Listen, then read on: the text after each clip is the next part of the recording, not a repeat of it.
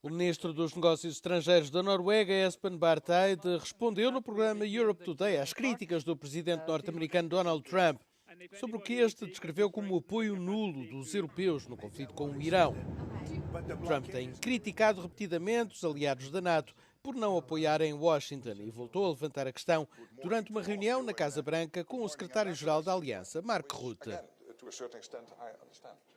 NATO is a defensive alliance, it's not an attack alliance. However, many NATO countries, including my own Norway, is now dedicated to work on making sure that the Hormuz Strait is open and remains open, not as NATO, but as in the context of a broad coalition of interested parties who are third parties to the conflict, who are not fighting with either side, but who have a shared interest in protecting the principle of freedom of navigation at sea. So NATO countries are doing something, but it's not as party to a conflict. Eide argumenta que, ao contrário de intervenções passadas, como nos Balcãs durante a década de 1990, não houve preparação prévia nem consenso dentro da aliança.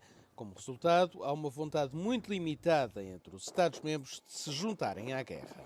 Diz que, embora tanto os Estados Unidos como o Irão possam ter motivos para pôr fim ao conflito, as partes estão muito distantes, com as negociações a serem dificultadas por exigências opostas.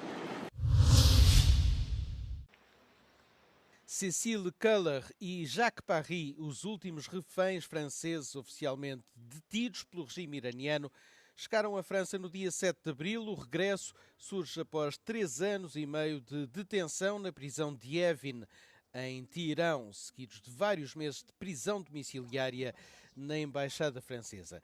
Foi um momento emocionante para Louis Arnaud, que também esteve preso em Evin entre setembro de 2022 e junho de 2024. Detido 6 dias após a morte de Mahsa Amini, enquanto fazia turismo no Irão, foi injustamente acusado de participar em protestos contra a morte da jovem de 22 anos. Todos estes reféns estiveram presos na secção 209. Cette section 209, c'est l'antre du diable. C'est un abattoir où les gens sont entassés dans des cellules sans fenêtres, avec des lumières allumées 24 heures sur 24. On mange, on vit, on dort à même le sol, comme un animal. Et on nous sort en promenade, comme des animaux, comme des chiens, les yeux bandés, une fois par semaine, pour prendre l'air, 30 minutes. Et c'est tout. Et le reste du temps, vous êtes dans cette cellule ou en interrogatoire, puisque toute cette déshumanisation, toute cette pression extrême qui ne s'arrête jamais, même dans le sommeil, elle est là pour forcer des aveux fantasmés d'espionnage. L'Iran est plongé dans un blackout et l'accès à l'Internet reste très restreint. Est-ce que vous avez pu vous entretenir et communiquer avec des Iraniens sur place? Et est-ce que vous restez également en contact avec vos anciens co-détenus? J'ai gardé le contact avec mes co-détenus, avec mes frères. Et il y a un tout petit peu d'Internet, mais c'est très difficile d'avoir des nouvelles, mais surtout, cet Internet est extrêmement contrôlé. Et aujourd'hui, vous pouvez être arrêté, exécuté pour un message sur Twitter. Donc, je fais extrêmement attention de ne pas leur poser de questions sur la guerre, sur leur environnement. C'est juste se préoccuper d'être humain à être humain, de la manière dont ils se sentent et de leur dire qu'ils ne sont pas seuls et qu'on parle d'eux ici aussi aujourd'hui et que je fais tout ce que je peux pour porter leur voix. A União Europeia está cada vez mais otimista quanto ao levantamento do controverso veto da Hungria a um empréstimo de 90 mil milhões de euros para a Ucrânia. Com isto, o bloco encerra um impasse político que tem prejudicado gravemente a tomada de decisões coletivas. A chefe da diplomacia da União, Kaja Kallas, expressou esta posição durante a reunião dos ministros dos negócios estrangeiros. We have a full day ahead. So first we discuss, of course, the war in Ukraine, and we expect some positive decisions tomorrow on the 90 billion loan.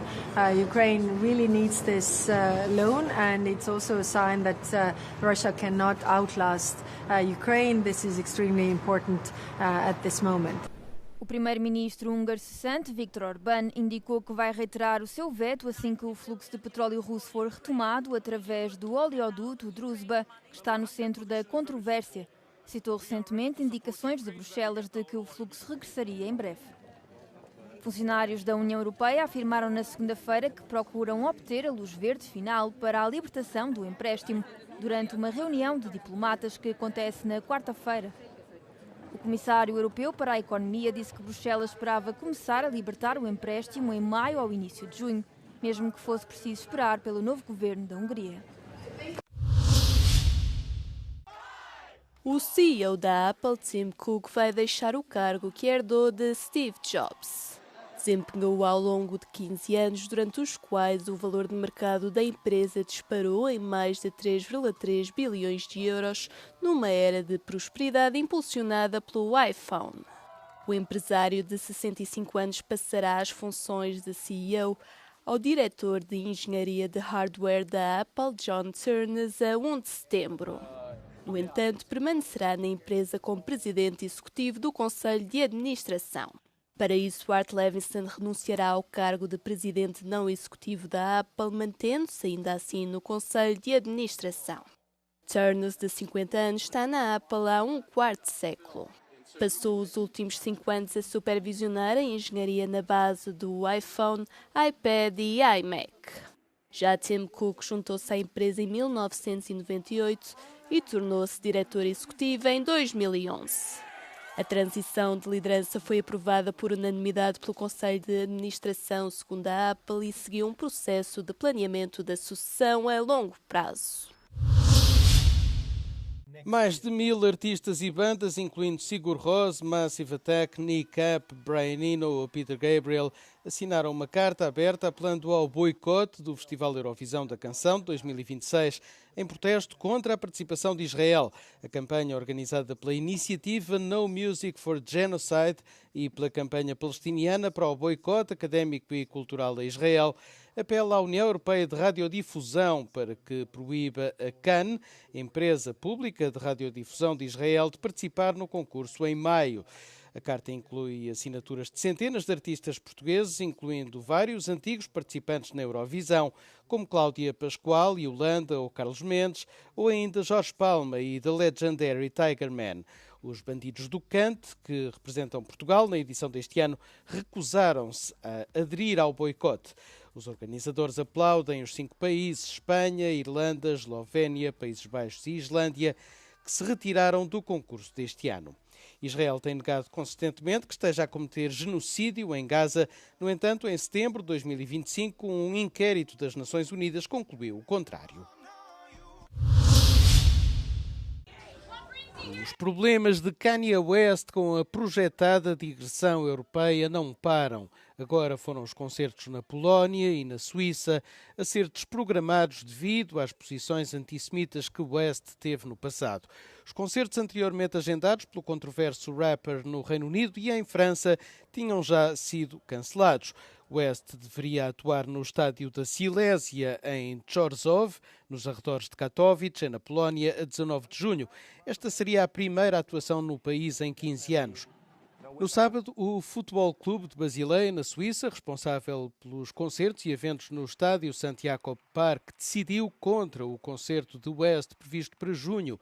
Estes últimos cancelamentos seguem-se à decisão do governo do Reino Unido de proibir a entrada do rapper no país e ao subsequente cancelamento do Wireless Festival deste ano, bem como ao adiamento do concerto do West previsto para o estádio Vélodrome, em Marselha, em França. Após o cancelamento do concerto em França por pressão do governo do país, West escreveu na plataforma X que está arrependido dos erros e sabe como é difícil aceitar a sinceridade do compromisso em repará-los. Escreveu ainda: assumo total responsabilidade pelo que é da minha responsabilidade, mas não quero colocar os meus fãs no meio disto. West tem concertos agendados na Turquia, Países Baixos, Itália, Espanha e Portugal, mais precisamente no Estádio do Algarve, no dia 7 de agosto. Mas tendo em conta a recente onda de cancelamentos, especula-se que toda a parte europeia da digressão seja cancelada. É um trabalho que requer precisão de régua e esquadro. As mãos têm de ser firmes para podar as plantas apenas no essencial. Tudo isto debaixo de água num jogo de força e equilíbrio. É o que acontece quando se mergulha literalmente no mundo de Takashi Amano para manter a visão do criador. A exposição temporária Florestas Submersas conta já 11 anos, graças ao trabalho dos aquaristas que todos os dias mantêm este aquário em plenas condições, somando cerca de 11.000 horas de mergulho especializado. Algo impensável e nenhum outro aquário tem este número de quantidade de horas de trabalho dentro d'água. É um aquário de 40 metros, não podemos esquecer disso. É o maior Nature Aquarium do mundo ainda. E, portanto, nós temos que o dividir por zonas, temos uma escala de mergulho e temos cerca de 3 a 4 pessoas todos os dias a mergulhar para manter exatamente tudo como o criador, Takashi Amano, assim idealizou. Além da manutenção e limpeza diárias, a poda é feita para manter o desenho e a forma do aquário tal como foram idealizados. Inaugurada em 2015 no Oceanário de Lisboa e com uma duração prevista de 3 anos, a exposição ultrapassou largamente o seu tempo estimado de vida. Ao fim de 11 anos, o encerramento é agora imposto pela própria natureza e pelo respeito ao autor. Se estivéssemos a prolongar durante este aquário mais tempo, poderíamos estar a transgredir a visão do próprio autor do aquário, porque ao longo do tempo o aquário vai se modificando e, portanto, não seria um pouco desrespeitoso se nós quiséssemos estender por tempo indeterminado.